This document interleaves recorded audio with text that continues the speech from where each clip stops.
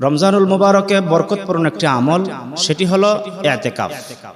ইতিকাফ তিন প্রকার, একটা হলো ওয়াজিব ইতিকাফ, আর একটা হলো সুন্নতে মুআক্কাদায়ে কিফায়া, আর একটি হলো নফল ইতিকাফ। ওয়াজিব ইতিকাফ হলো কোনো বান্দা কোনো আশা বা মনের নেক আশা পুরা হলে ইচ্ছা করেছে যে আমার যদি মনের আশা পুরা হয় তাহলে আমি ইতিকাফ করব, এই নিয়ত করার সাথে সাথে তার উপরে ইতিকাফ ওয়াজিব হয়ে যায়। ওই ব্যক্তি এই ইতিকাফ পুরা না করলে গুনাহগার হবে। দুই নম্বর হলো সুন্নতে মুআক্কাদায়ে কিফায়া, শেষ দশকের রমজানে যে ইতিকাফ করা হয় সেটি। এই ইতিকাফ পুরা এলাকার মহল্লার মানুষের উপরে, এটা সুন্নতে মুআক্কাদায়ে কিফায়া।